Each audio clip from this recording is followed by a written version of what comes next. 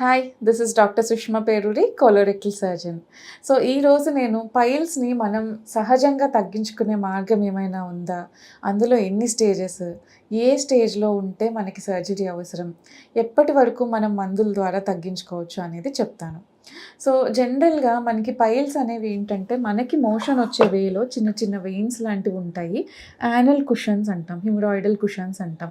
So constipation ఉన్న వాళ్ళకి ఏమవుతుందంటే ఇక్కడ కాన్స్టెంట్ స్ట్రెయిన్ ఉండటం వల్ల, హార్డ్ స్టూల్ పాస్ చేయడం వల్ల వీటి సపోర్ట్స్ అనేవి వీక్ అయ్యి ఇవి కిందకి జారినట్టు అయ్యి పైల్స్ లాగా ఫామ్ అవుతాయి అన్నమాట. సో ఈ పైల్స్లో మనకి 4 గ్రేడ్స్ ఉంటాయి. గ్రేడ్ 1లో ఏంటంటే మైల్డ్ ఎన్లార్జ్మెంట్, కొంచెమే మైల్డ్గా ఎన్లార్జ్ అవుతాయి. గ్రేడ్ 2లో ఏంటంటే కొంచెం కిందకి జారినట్టు అవుతాయి, బయటికి వస్తాయి బట్ ఆటోమేటిక్గా అవే లోపలికి వెళ్ళిపోతాయి. గ్రేడ్ 3లో ఏంటంటే బయటికి వచ్చి ఉండిపోతాయి, మనం మాన్యువల్గా ఫింగర్తో రెడ్యూస్ చేస్తేనే లోపలికి వెళ్తాయి.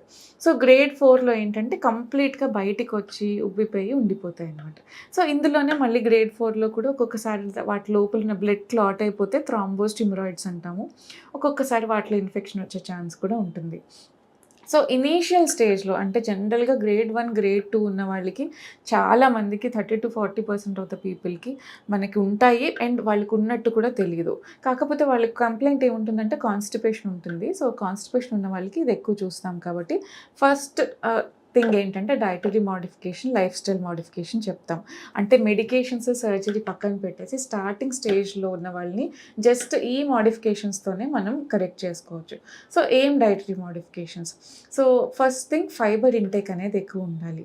డైలీ ఫ్రూట్స్, వెజిటేబుల్స్ లాంటివి ఎక్కువ ఇంక్లూడ్ చేసుకోవడం, వాటర్ ఎక్కువ తాగటం, protein diet, high protein diets, liquid diets, ఇలా ఎవరైతే వెయిట్ లాస్ డైట్స్ మీద ఉంటారో ప్రోటీన్ కంటెంట్ కొంచెం తగ్గించుకోవడం.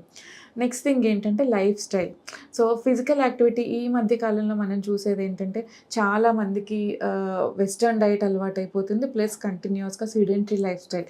ఐటీ ప్రొఫెషనల్స్ అవనివ్వండి, లేదంటే some cab drivers, most of them system ముందు ఎదురుగా కూర్చొని చేసే పనే ఎక్కువ ఉంటుంది.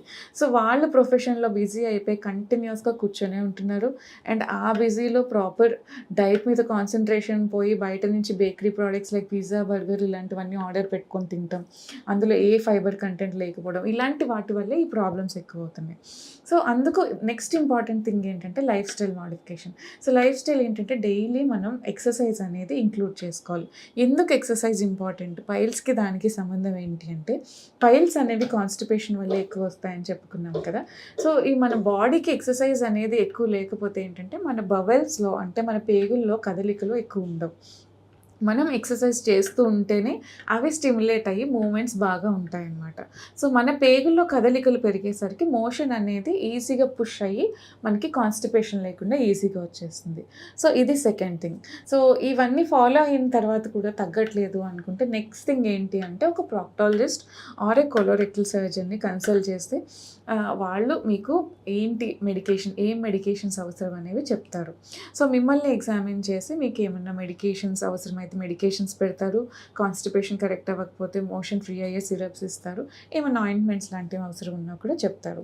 సో చాలామంది కన్ఫ్యూజ్ అయ్యేది ఏంటంటే పైల్స్, ఫిషర్ ఒకటేనా? అందరూ ఆ ఏరియాలో ఏం ప్రాబ్లం వచ్చినా నాకు పైల్స్ వచ్చాయని చెప్తూ ఉంటారు. ఇందులో 2 రకాలు ఉంటాయి. పైల్స్ అనేది నేను ఇందాక చెప్పినట్టు వెయిన్స్ పెద్దగా కిందకి జారితే పైల్స్ అంటాము.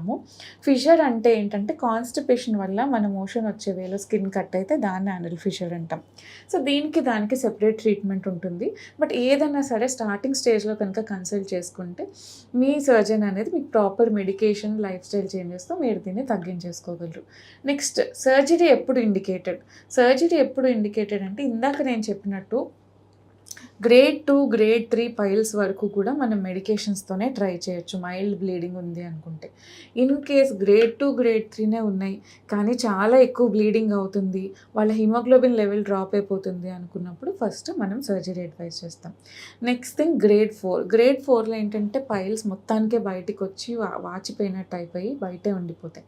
సో ఇలాంటి వాళ్ళకు కూడా సర్జరీ అవసరం ఉంటుంది. నెక్స్ట్ థింగ్ ఆ పైల్స్లోనే థ్రాంబోసిస్ రావటం, ఇన్ఫెక్షన్ రావటం, ఇలాంటి అలాంటి వాళ్ళకు కూడా సర్జరీ అనేది అడ్వైస్ చేస్తూ ఉంటాం. సో ఈ సర్జరీలో ఇన్ని రకాలు. ఇంతకు ముందైతే మనం ఓపెన్ సర్జరీ అంటే బయటకు వచ్చేసిన పైల్స్‌ని అంతా బ్లేడ్‌తో కట్ చేసి కంప్లీట్‌గా కోసి తీసేసేవాళ్ళం. సో వీటితో ఏంటంటే చాలా పెయిన్‌ఫుల్ ప్రొసీజర్ అది. బ్లీడింగ్ కూడా ఎక్కువ అవుతుంది సర్జరీ అయ్యేటప్పుడు. అండ్ పోస్ట్ ఆపరేటివ్‌గా సర్జరీ తర్వాత కూడా ఒక 1 మంత్ వరకు సివియర్ పెయిన్‌తో పేషెంట్స్ బాధపడేవాళ్ళు. సో ఇప్పుడేంటంటే లేటెస్ట్‌గా మనకి మినిమల్ ఇన్వేసివ్ టెక్నిక్స్ వచ్చాయి. అంటే పెద్ద కోతలేం లేకుండానే పైల్స్‌ని మనం క్లియర్ చేసుకోవచ్చు. అందులో మోస్ట్ పాపులర్ థింగ్ ఏంటంటే లేజర్ ట్రీట్మెంట్. సో ఈ లేజర్ ట్రీట్మెంట్‌లో ఏం చేస్తామంటే మనం ఏదైతే పైల్స్ పెద్దగా అయ్యాయో వాటికి ఆర్టరీస్ సప్లై చేస్తాయన్నమాట. సో ఆ ఆర్టరీస్‌ని క్లోజ్ చేసుకుంటే వాటికి సోర్స్ ఆఫ్ బ్లడ్ ఆగిపోతుంది.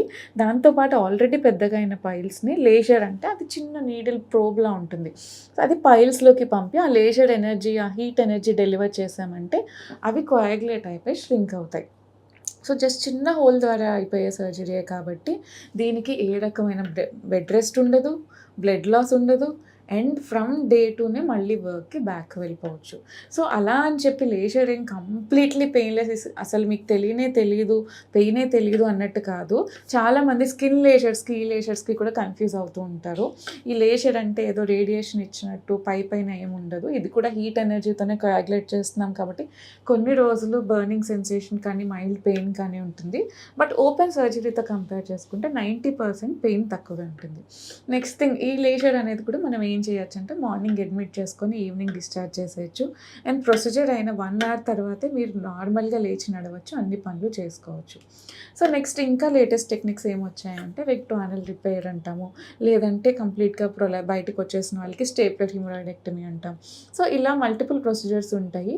మీ ఇండివిజువల్ మీకున్న కంప్లైంట్స్ బట్టి, మీ ఎగ్జామినేషన్ ఫైండింగ్స్‌ని బట్టి ఏది సూట్ అవుతుందో అది మీ సర్జన్ అడ్వైస్ చేస్తాడు, అది చేసుకోవచ్చు. సో ఇది అండి పైల్స్ ట్రీట్మెంట్ గురించి. మీకేమైనా డౌట్స్ ఉంటే ఇంకా ఏమైనా తెలుసుకోవాలనుకుంటే కింద కమెంట్ సెక్షన్‌లో కమెంట్ చేయండి.